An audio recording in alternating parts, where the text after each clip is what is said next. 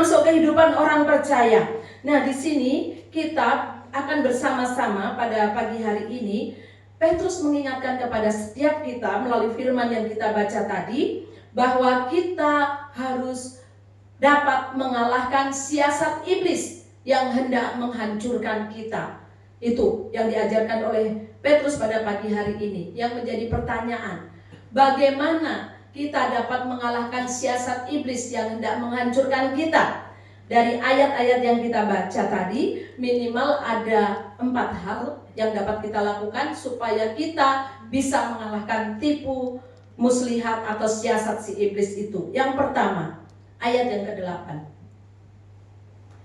Di sini ayat yang ke-8 berkata, sadarlah dan berjaga-jagalah, lawanmu si iblis berjalan keliling sama seperti apa? Singa yang mengaum-ngaum dan mencari orang yang dapat ditelannya. Kita akan belajar bagian pertama, yaitu di ayat 8 yang bagian B, ya.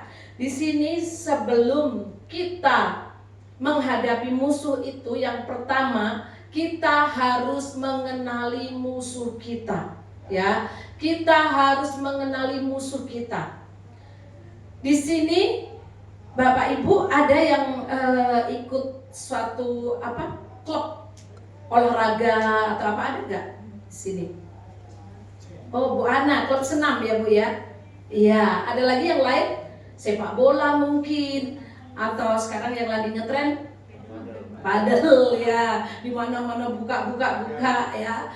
Mungkin badminton mungkin dan lain sebagainya. Nah, Bapak Ibu Saudara, saya contohkan yang umum saja. Misalnya tim sepak bola. Ya, kalau di sini kan kebanyakan semua suka sepak bola ya. Yang cewek-cewek pun ikut teriak-teriak, ikut histeris meskipun nggak ngerti kadang ya. Pokoknya ikut euforianya, ikut senangnya. Nah, tim sepak bola ketika dia akan mengikuti kejuaraan, ketika dia akan bertanding, dia tidak hanya memfokuskan pada cara menyerang musuhnya. Bagaimana nanti aku bisa menyerang, bisa mencetak gol, tidak hanya cukup di situ. Tapi seorang atau atlet atau dalam olahraga ini, mereka akan belajar mengenali, mempelajari musuhnya terlebih dahulu. Ya, mungkin mereka akan tonton siaran ulangnya. Oh, misalnya tim Indonesia akan melawan tim Malaysia. Ditonton dulu, mereka akan lihat sungguh-sungguh, dikenali, dicermati. Oh, ini dari satu tim ini yang kuat si A nih. Dia kalau nyerang, wah hati-hati, dia kocekannya bagus, misalnya seperti itu ya.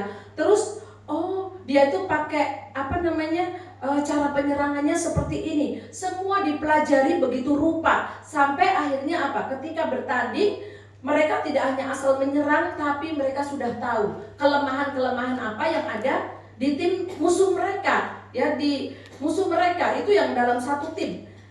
Kalau misalnya bulu tangkis satu orang, itu pun mereka melakukan hal yang sama. Kalau kita lihat Asian Games, ya, lihat apapun pertandingan itu, seseorang sebelum melawan musuhnya dia akan perhatikan, dia akan kenali baik-baik. Ini kelemahannya di mana, bagaimana cara dia menyerang, bagaimana, semua akan dipelajari. Begitu juga kita, Bapak Ibu Saudara yang dikasih Tuhan, musuh kita itu bukan melawan darah dan daging. Musuh kita bukan orang tua kita, musuh kita bukan anak-anak kita, bukan menantu kita, bukan cucu kita. Musuh kita yang satu itu siapa?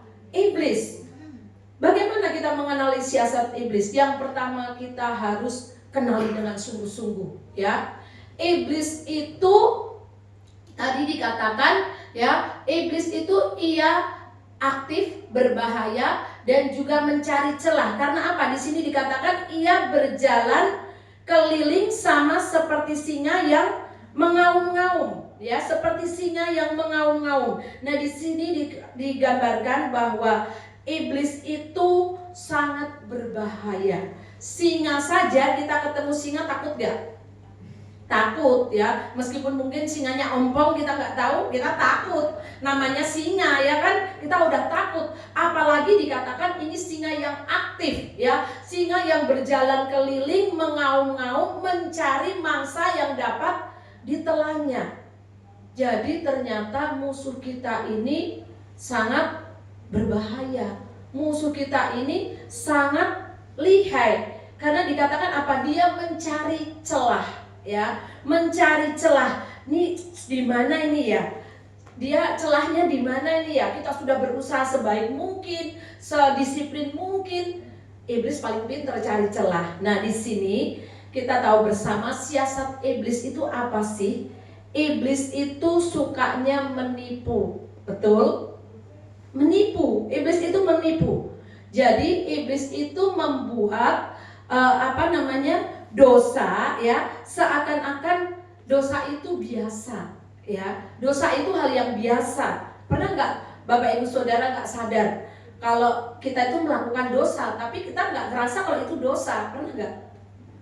Pernah, mungkin sering juga, ya. Kita tahu itu dosa, tapi iblis siasatnya bisa mengubah sedemikian rupa supaya kita itu nggak sadar kalau sesungguhnya itu adalah dosa, sehingga kita merasa nyaman dengan apa yang kita lakukan. Itu siasat dari iblis. Dia menipu. Iblis itu bapa dari pembohong, pendusta, ya. Dia itu menipu, seolah-olah kita sebenarnya serasa baik-baik saja, seolah sebenarnya kita serasa hidup ini enggak kok, aku sudah on the track, aku sudah sesuai firman. Tapi ternyata ada hal-hal yang sebenarnya itu dosa yang kita lakukan. Iblis juga selain menipu, dia melemahkan iman kita, ya.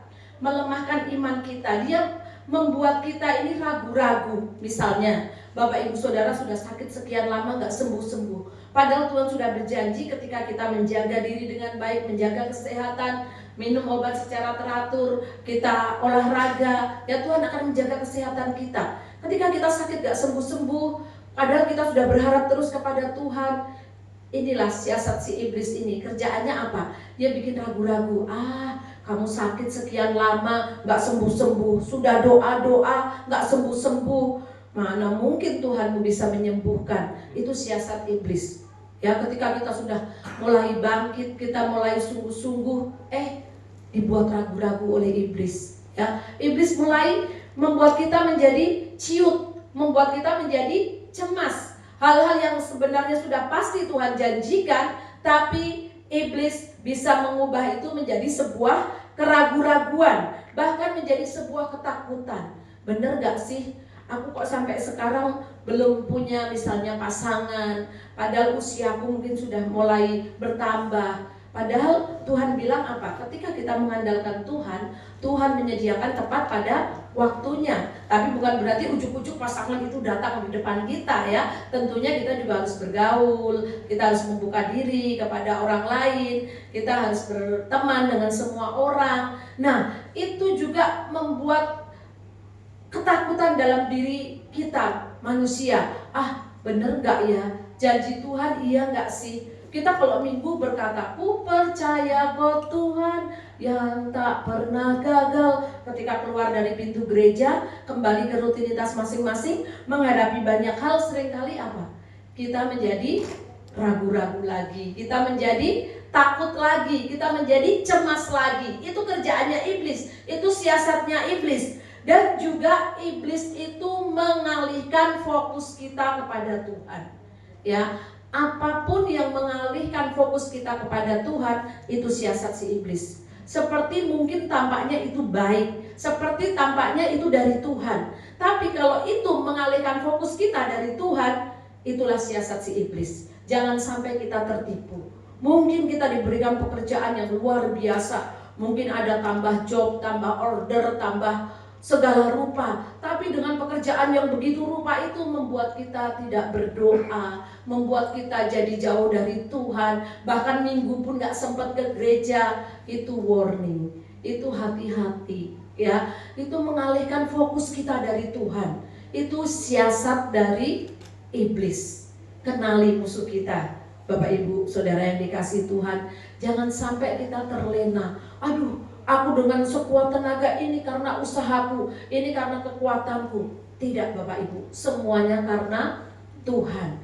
Jangan sampai Berkat yang harusnya kita terima itu memberkati kita, memberkati keluarga kita, namun malah akhirnya menjauhkan kita semua dari Tuhan. Membuat waktu kita terforsir, terkuras, memikirkan hal itu terus sampai kita melupakan Tuhan, meninggalkan pelayanan, kita tidak ke gereja lagi. Hari-hari ini iblis begitu gencar. Hari-hari ini siasat iblis begitu segala rupa, membuat kita yang harusnya tetap fokus kepada Tuhan, kita menjadi melenceng, kita menjadi menjauh dari Tuhan. Kita ingat bersama kejatuhan manusia dalam kitab Kejadian 13. Ingat semua?